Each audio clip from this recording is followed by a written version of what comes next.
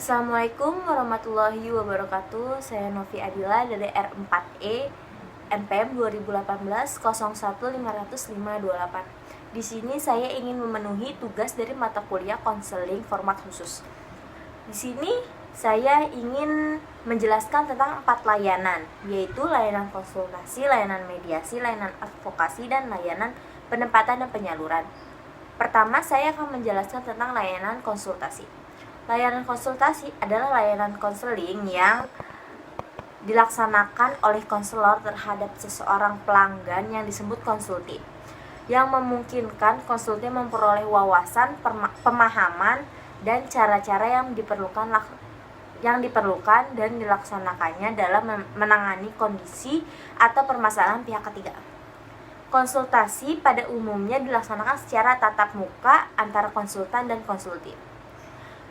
Tujuan dari layanan konsultasi ini yaitu agar konsulti dengan kemampuannya sendiri dapat menangani kondisi dan alat permasalahannya dialami oleh pihak ketiga. Di sini layanan konsultasi mempunyai asas, yaitu 3 etika dasar konseling, yaitu kerahasiaan, kesukarelaan, dan keputusan diambil oleh klien sendiri, sepenuhnya berlaku pada proses konsultasi.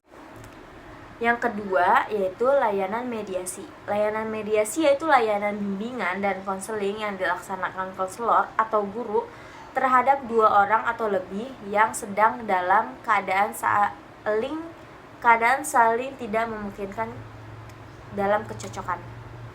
Ketidakcocokan itu menjadi mereka saling berhadapan dan saling bertentangan, serta saling bermusuhan. Dengan layanan mediasi, konselor berusaha mengantarkan atau membangun hubungan di antara mereka, sehingga mereka menghentikan dan terhindar dari pertentangan lebih lanjut yang merugikan semua pihak. Tujuan dari layanan mediasi ini umumnya bertujuan agar tercapai kondisi hubungan yang positif dan kondusif di antara klien, yaitu pihak-pihak yang berselisih.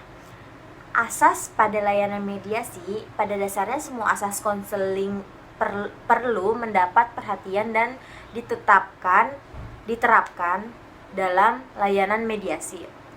Asas-asasnya antara lain yaitu asas kerahasiaan, asas keterbukaan, asas kekinian, asas kesukarelaan, asas kemandirian, dan asas-asas lainnya.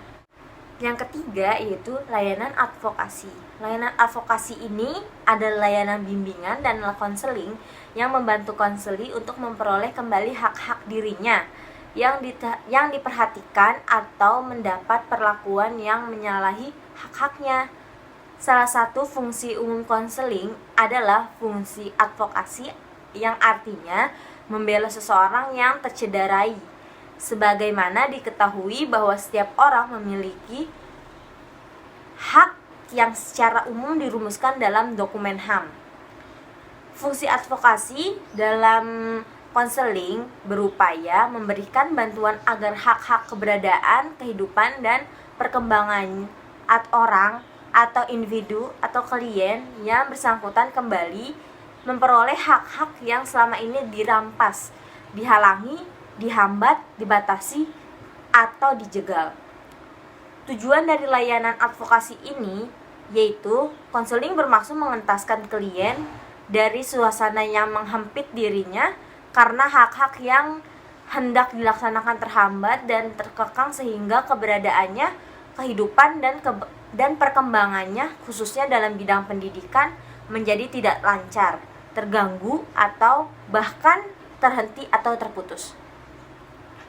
Asas dari layanan advokasi ini yaitu terdapat asas kerahasiaan, asas kesukarelaan, keterbukaan, dan asas kegiatan.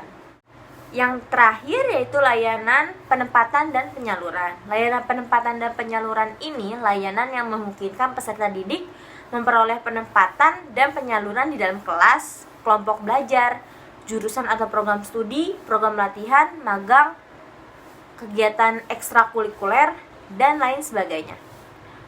Tujuan dari penempatan dan penyaluran ini yaitu diperolehnya tempat yang sesuai bagi individu untuk untuk mengembangkan bakat minat dari individu tersebut. Asas dalam layanan penempatan dan penyaluran ini yaitu asas kesukarelaan dan asas keterbukaan. Subjek layanan sangat penting posisi klien untuk mengambil keputusan sendiri, harus menempatkan penguatan. Setelah itu asas kekinian dan asas kegiatan merupakan jaminan bagi kelancaran dan kesuksesan layanan penempatan dan penyaluran ini. Terima kasih, mohon maaf jika ada kata-kata yang salah dan tidak lancar. Selebihnya saya mohon maaf. Wassalamualaikum warahmatullahi wabarakatuh.